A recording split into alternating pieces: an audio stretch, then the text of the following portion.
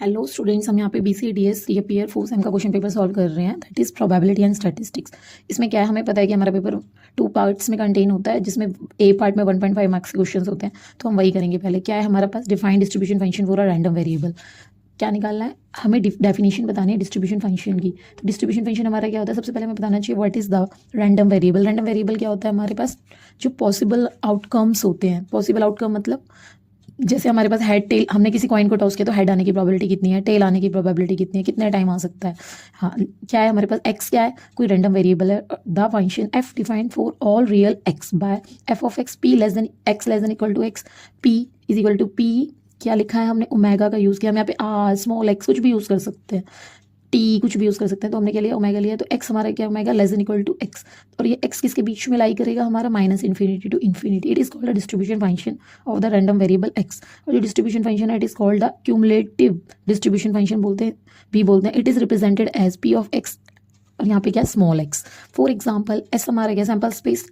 हमने 2 time coin को toss किया तो क्या क्या प्रोबेबिलिटी होती है हमारे पास, सैम्पल स्पेस क्या क्या होगा, 2 time tail, 2 time head, head tail, tail head. और एक्स किसको डिनोट किया, नंबर ऑफ टेल्स।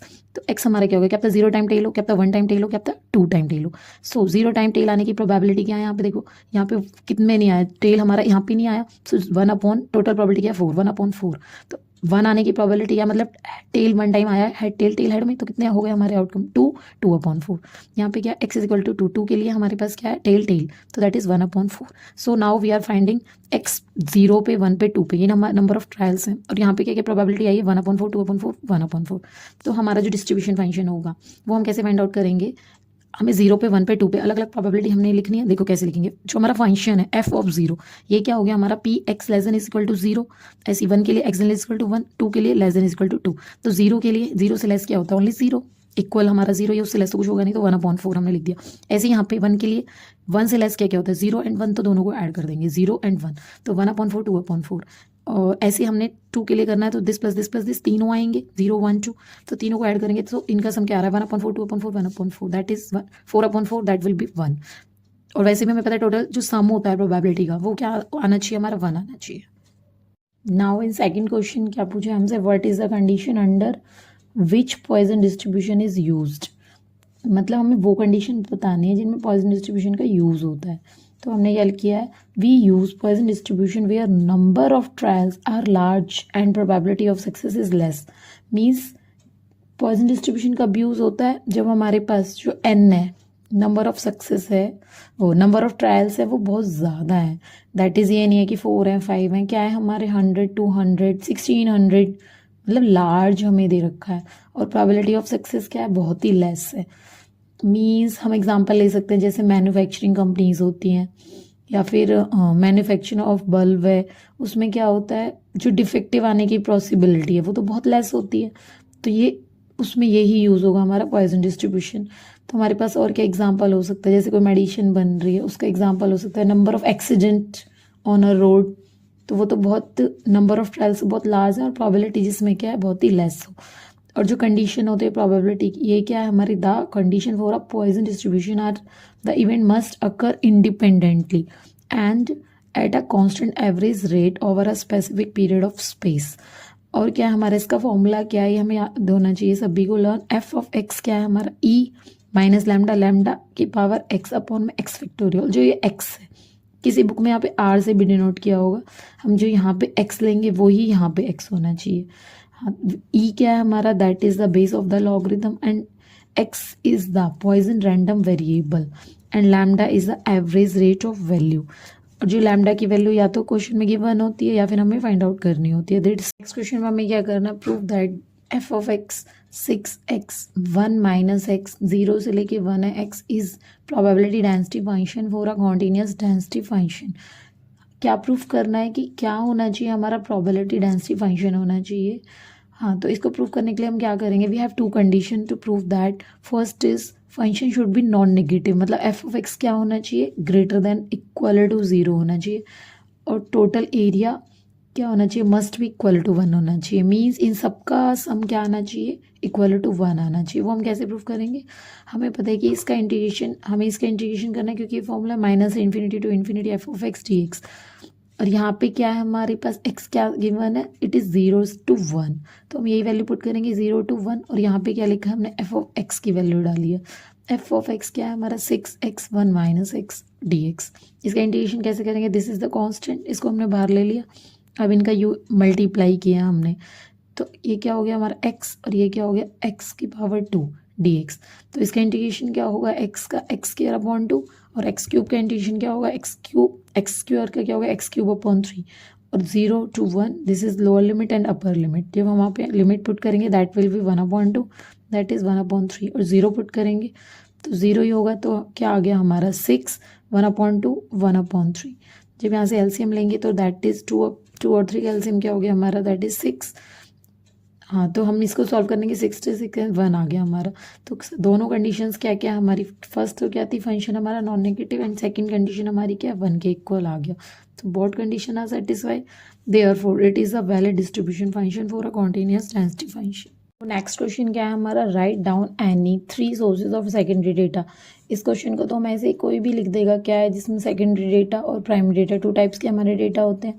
तो सेकेंडरी डेटा हमारा क्या होता है, second data refers to data that is collected by someone other than the primary user.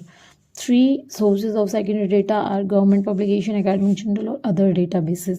Means हमें ये कहाँ से मिल रहा है, न्यूज़पेपर से मिल रहा है, किसी जर्नल से मिल रहा है, किसी पब्लिकेशन से मिल रहा है। The data that are basically collected for other research objectives. However primary data कौन से होते हैं हमारे, जो इन्वेस्टिगेटर खुद ही कंडक्ट करेगा, किसी रिसर्च से करेगा। तो ये तो डेफिनेशन आप लिख दोगे। Next question is right down the property of joint distribution function. Joint distribution function क्या होता है, जो एक्स और वाई जिसमें 2 वेरिएबल का यूज होगा। A joint distribution function has several properties. It is non-decreasing in both variable, right, continuous, and its value bounded between 0 to 1। Means इसका जो रेंज आएगी 0 से लेके 1 के बीच में आएगी वैल्यू। तो डिस्क्रीट क्या लिखा है हमने, for a discrete joint distribution summation of x summation of y, probability of x is equal to x, y is equal to small y is equal to 1। और ये क्या है, मतलब इनका जो सम है, समीशन का मतलब सम क्या आना चाहिए, that should be 1। Means total probability जैसे 1 आती है, इन दोनों का सम क्या आना चाहिए 1। और p of x is equal to x पे y is equal to y greater than equal to 0। Means ये हमारा क्या है, हमारा नॉन नेगेटिव है, पॉजिटिव है for a continuous joint distribution. ये हमने डिस्क्रीट के लिए लिखा है, कॉन्टीन्यूस के लिए हमने क्या लिखा है, f of x y greater than equal to 0, minus infinity to infinity, minus infinity to infinity. एक हमारा x के लिए यूज़ हुआ है और दूसरा हमारा y के लिए यूज़ हुआ है। f ऑफ एक्स वाई क्या हमारा dx dy is equal to 1। Question is define covariance. What is the covariance of 2 independent variables. Covariance की डेफिनेशन हमें बतानी है और इनके बीच में ये बताना है कि 2 इंडिपेंडेंट वेरिएबल में क्या होगा हमारा covariance. Covariance is the measure of relationship between 2 variables. It define the change between 2 variables such that change in 1 variable equal to change in another variable. अगर हमारे पास कोवेरियंस क्या होता है, एक में चेंज हो रहा है तो दूसरे में वेरिएबल में चेंज होगा। For 2 independent variable covariance is 0। क्यों होगा कोवेरियंस 0, क्योंकि वो एक दूसरे को कोई इफेक्ट ही नहीं कर रहा, because the 1 variable doesn't effect the other. Means जब एक दूसरे को इफेक्ट ही नहीं करेंगे, इंडिपेंडेंट होंगे, तो 0 कोवेरियंस होगा। तो कितने टाइप्स के कोवेरियंस होते हैं हमारे, 3 टाइप्स के, पॉजिटिव, नेगेटिव, 0। अगर पॉजिटिव कब होता है, if x and y both variable in the same direction, that means if x increase y will increase, so that is positive covariance। and negative covariance क्या होता है, जब x हमारा क्या हो रहा है, इंक्रीज हो रहा है, y डिक्रीज हो रहा है, तो इसको क्या बोलते हैं हम, नेगेटिव कोवेरियंस। मीन्स एक इंक्रीज होगा एक डिक्रीज होगा, दोनों अपोजिट बिहेवियर के होंगे। पॉजिटिव का मतलब दोनों सेम बिहेवियर के होंगे, negative that will be both are of opposite behaviour. And 0 covariance क्या होता है, if there is no linear relation between 2 variables, means independently. Next question क्या है हमारा, the consumption of printing paper in क्या given है हमें, वो फर्स्ट 11 मंथ्स के लिए गिवन है, of computer operator is given by, ये हमारे कितने मंथ्स के लिए, 11 मंथ्स के लिए। मीन्स हमें यहाँ पे डेटा गिवन है, हमें क्या निकालना, find the median find out करना है। तो हमें पता है इवन नंबर और नंबर के लिए अलग टाइप से मीडियन निकाल दें। फर्स्टली हमने इसको किस में अरेंज करना है, असेंडिंग ऑर्डर में, मीन सबसे पहले सबसे छोटा, तो ये हमने इस तरह से अरेंज कर दिया है। तो नंबर ऑफ डेट जो वैल्यूज़ है, मीन्स जो डेटा है इसमें कितने गिवन है, एन हमें 11 मंथ्स गिवन है, so that is odd number. हाँ, तो ऑड नंबर का क्या होता है, जैसे 1 2 3 4 5 का हमें मीडियन निकालना है। तो मीडियन का मतलब इनकी मिड वैल्यू, मीन्स यहाँ पे 2 लीव करें, यहाँ पे 2 लीव करें और रिमेनिंग वाले को हम सेंटर वाले को हम लिखते हैं। ऐसे यहाँ पे 11 नंबर्स हैं तो हम काउंट तो करेंगे नहीं कि 5 यहाँ से छोड़ो 5 यहाँ से, तो हम क्या, हमारे पास क्या फॉर्मूला होता है मीडियन निकालने का for odd number, that is 11 + 1/2 n + 1/2, यहाँ पे n क्या हमारा 11 है। सो हमारे पास कौन सी वैल्यू आई है, 6 नंबर नहीं आया, दैट इज 6th वैल्यू। तो यहाँ पे काउंट करेंगे 6 1 2 3 4 5 6, तो यहाँ पे 6 प्लेस पे क्या है, दैट इज 26। तो यही हमारा आंसर हो गया। Next question is what is the leptokurtic curve, right down the value of β2 for it. देखो क्या होती है हमारे पास, a leptokurtic curve is a probability distribution that is more highly peaked and has heavier tails than a normal distribution. Means इसकी जो ये है सबसे ऊपर होता है, क्योंकि इसकी क्या है हमारे पास हैवियर टेल है। हाँ, the value of the β2 of a leptokurtic curve क्या है हमारी ग्रेटर देन 3 है। मीन्स यहाँ पे जो बीटा की वैल्यू होती है वो क्या होती है, ग्रेटर देन 3 होती है। और मेसोकर्टिक के लिए हमारे पास जो नॉर्मल मेसोकर्टिक कर्व को और क्या बोलते हैं, नॉर्मल डिस्ट्रीब्यूशन बोलते हैं। यहाँ पे बीटा की वैल्यू क्या होती है, 3 के इक्वल होती है। और हमें पता होना चाहिए प्लेटोकर्टिक कर्व के लिए क्या होनी चाहिए होती है हमारी बीटा की वैल्यू, β2 की वैल्यू लेस देन 3 होती है। Now next question is write down any 3 difference between correlation and regression analysis. Correlation is used to see if and how much variable are related without implying one cause the other. Means correlation क्या होता है कि जो variables हैं वो कितने एक दूसरे से related हैं। And regression क्या होता है, regression is used to understand the magnitude of the effect of independent variable on dependent variable. Means जैसे हम prediction कर पा रहे हैं और इन दोनों के बीच में effect देख रहे हैं कि independent का dependent पे कितना effect पड़ रहा है। कोरिलेशन हमारा क्या करता है, it measure the strength and direction of relationship between any 2 variables. Means 2 variable के बीच में रिलेशन निकालेगा कि how much are they are related to each other. And regression क्या होता है, it model the relationship to predict the values of one variable based on another, कि कितना एक दूसरे पे इम्पैक्ट पड़ रहा है, एक्स का वाई पे, वाई का एक्स पे। मीन्स 2 वेरिएबल का एक दूसरे पे कैसे इम्पैक्ट पड़ रहा है। Both variables are treated as random interchangeable, that is in symmetric relationship correlation of X with Y is same Y with X. और यहाँ पे क्या है, variable are specifically defined as dependent and independent. Mean एक दूसरे पे कितना cause and effect पड़ रहा है, यहाँ पे वो रिग्रेशन के अंडर में आता है। Correlation coefficient is always between -1 to 1। Means इनकी जो रेंज होती है आर की वैल्यूज किसके बीच में लाई करती है, -1 से लेके 1 के बीच में। एंड पॉजिटिव कोरिलेशन कब होता है हमारा, परफेक्ट पॉजिटिव जब हमारी वैल्यू 1 हो। -1 पे क्या होता है हमारा परफेक्ट नेगेटिव। एंड 0 कोरिलेशन का मतलब है इन दोनों के बीच में कोई भी रिलेशन नहीं है। And regression coefficient have no fixed range. Means regression coefficient के पास हमारी कोई ये वैल्यू नहीं है कि हाँ भाई 0 से 1 होगी, -1 से 1 होगी। It has no fixed range, it is absolute measure showing the change in y on x, x on y।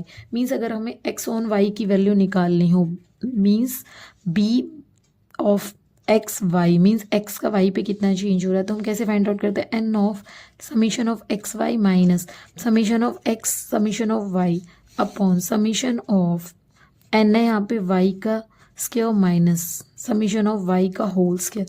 Means हमें ये फॉर्मूला याद रखना है, ऐसे यहाँ पे वाई एक्स के लिए ये इंटरचेंज हो जाएगा complete. So now what is the next question? We have defined positive and inverse correlation. क्या डिफाइन करना है हमें, पॉजिटिव एंड इनवर्स कोरिलेशन क्या होता है हमारा। पॉजिटिव कोरिलेशन क्या है, positive correlation is the relationship between 2 variables moving in the same direction. Means दोनों का बिहेवियर सेम होगा। If one increase other is increase, if one decrease other is also decrease. For example temperature rise हो रहा है तो ice cream का जो cell का सीजन है वो भी इंक्रीज होगा। हाँ, ऐसे ही हमारे पास एक्सरसाइज करेंगे तो उतनी ही फिटनेस रहेगी। मीन्स दोनों इन सेम डायरेक्शन में जाएंगे, या तो दोनों नेगेटिव या बोथ आर पॉजिटिव। इनवर्स क्या होता है हमारा, इनवर्स कोरिलेशन को हम क्या बोलते हैं, negative correlation. Negative correlation it is a relationship between one variable increase and other variable tends to decrease. Means we have the opposite behaviour, that is called negative correlation. For example relation between price and demand, मतलब price बढ़ेगा तो price increase होगा तो demand decrease होगी। ऐसे ही हमारे पास क्या है, as temperature increase fewer winter coat are sold. Means जिसमें दोनों का ही हमारा एक दूसरे के अपोजिट रिलेशन होगा, that will be inverse correlation. Now हम पार्ट बी पे आ गए हैं। पार्ट बी में हमसे 15 मार्क्स का ईच क्वेश्चन होगा और कितने भी में ब्रेक किया हुआ, जैसे सेकंड क्वेश्चन 2 पार्ट में ब्रेक किया हुआ है। एक क्वेश्चन ये वाला क्वेश्चन हमारा 8 मार्क्स का है और इसका सेकंड का भी हमारा 7 मार्क्स का क्वेश्चन है। In a lot of 200 articles 10 are defective. Find the probability of first is not defective, one defective, at least one defective article. 3 parts में क्या क्या पूछा है हमसे, और इसमें क्या गिवन है, in a random sample of 20 articles, means 200 में से कितने आर्टिकल सिलेक्ट किए इन्होंने, 20। तो फर्स्ट में क्या पूछा, नो डिफेक्टिव आर्टिकल, मीन्स एक भी डिफेक्टिव नहीं होना चाहिए। पहले देख लेते हैं हम, टोटल हमारे कितना है 200 में से अगर हम डिफेक्टिव को सब्ट्रैक्ट कर देंगे तो ये क्या हो गया 190, मीन्स हमारे नॉन डिफेक्टिव आर्टिकल कितने हो गए 190 हो गए। और इसमें नो डिफेक्टिव पूछा है, मीन्स एक्स की वैल्यू क्या आएगी हमारी 0, 10C0, मतलब कि एक भी डिफेक्टिव नहीं होना चाहिए। 10 में से एक भी डिफेक्टिव ना हो, मतलब 0, और 190 में से ही टोटल पूरे के पूरे 20 होने चाहिए, 190C20। So that will B, कैसे सॉल्व करते हैं, NCR। क्या फॉर्मूला होता है, n factorial r factorial n minus r factorial. तो क्या होगा यहाँ पे, n की वैल्यू क्या है, n की वैल्यू 10 है और r की वैल्यू क्या है 0। तो क्या लिख दिया हमने, n factorial means 10 factorial, r factorial means 0 factorial, इन दोनों का सब्ट्रैक्शन मीन्स 10 फैक्टोरियल। एक दूसरे से कैंसिल होकर क्या हो जाएगा 1 बन जाएगा, क्योंकि 0 फैक्टोरियल 1 होता है, 1 इंटू 1 क्या हो जाएगा 1 हो जाएगा। तो ये वैल्यू क्या आ गई हमारी, ये वाली वैल्यू 1 आ गई। ऐसे हम इसको सॉल्व करेंगे, n factorial upon r factorial, इन दोनों का सब्ट्रैक्शन 170 फैक्टोरियल। सिमिलरली हम इसको सॉल्व करेंगे, 200 फैक्टोरियल 20 फैक्टोरियल, इन दोनों का सब्ट्रैक्शन दैट इज़ 180। अब इसको सॉल्व कर लेंगे तो हमारे पास क्या आएगा, ये वाली वैल्यू आएगी, और यहाँ पे हमने डिजिट के बाद आएगा तो अप्रॉक्सीमेट का यूज़ किया है। नेक्स्ट क्वेश्चन क्या है हमारा, one defective article. One defective article का मतलब जो हमारे टैन है उसमें से कितना आना चाहिए, 1 आना चाहिए। और फॉर्मूला क्या होता है, n फैक्टोरियल r फैक्टोरियल, इन दोनों का सब्ट्रैक्शन 9 फैक्टोरियल। तो 10 फैक्टोरियल यहाँ पे क्या आएगा हमारा, इसको 9 तक ब्रेक करेंगे तो 9 से 9 कैंसिल हो जाएगा 9 फैक्टोरियल से, तो 10 बचेगा, 10 विल बी रिमेनिंग। देखो 10C1, और टोटल हमारे कितने थे नॉन डिफेक्टिव, हमारे 190 थे, 190 में से 19 हमने फाइंड आउट करने हैं। तो 190 फैक्टोरियल अपॉन 19, तभी तो ये हमारा 19 + 1 20 बनेगा, और इन दोनों का सब्ट्रैक्शन क्या है 171। तो अब इनको सॉल्व करेंगे तो हमारे इसके अप्रॉक्सीमेट वैल्यू आ रही है 0.38। ये आपको कैलकुलेशन करके देख लेना, कैलकुलेटर आपका अलाउ होता है। Now next part is at least one defective article, means हमें क्या निकालना, एक डिफेक्टिव होना चाहिए 20 में से। हमारे पास टोटल कितने फाइंड आउट करने हैं 20, उसमें से एक डिफेक्टिव आने की पॉसिबिलिटी क्या होगी, मीन्स एटलीस्ट वन डिफेक्टिव बोला, मीन्स प्रोबेबिलिटी ऑफ हमें क्या निकालनी है 1, प्रोबेबिलिटी ऑफ हमें क्या निकालनी है 2, प्रोबेबिलिटी हमें कहाँ तक निकालनी है 20 तक निकालनी है। इसका मतलब, और हमें पता है कि अगर हमारे पास टोटल जो प्रोबेबिलिटी होती है, टोटल प्रोबेबिलिटी का सम क्या होता है हमारा 1, तो हम क्या करेंगे इसको, इसमें से हम इसको ऐसे भी लिख सकते हैं कि क्योंकि हमें पता है P(x) 0 से लेके P(x) 1 2 एंड सबको जब हम ऐड करेंगे तो इन सब का सम क्या होगा 20, इन सब का सम क्या होगा 1। अब हमें ये वाली वैल्यू फाइंड आउट करनी है यहाँ से लेके यहाँ तक, तो हम क्या करेंगे, इस वाली वैल्यू को यहाँ से सब्ट्रैक्ट कर देंगे। मीन्स हम इस वैल्यू को ऐसे लिख सकते हैं P(x) = 2 and so on to P(x) = 20। 1 में से हम क्या सब्ट्रैक्ट कर देंगे, हम यही वैल्यू सब्ट्रैक्ट कर देंगे जो हमें चाहिए नहीं, क्योंकि हमें x = 1 से चाहिए था, तो हम इसको इधर ले आएंगे। तो और हमारे पास ओनली ये वाली वैल्यू फाइंड आउट कर लेंगे जो कि हमने निकाली हुई है। क्या निकाली हुई है, P(x) 0 की वैल्यू देखो हमने पीछे निकाली हुई है यहाँ पे, दैट इज़ 0.347। तो 0.347 को यहाँ पे सब्ट्रैक्ट कर देंगे तो हमारा क्या आंसर आ रहा है 0.653 हमारा आंसर आ रहा है, तो हम यही लिखेंगे। सो ये हमारा क्वेश्चन हो गया कंप्लीट।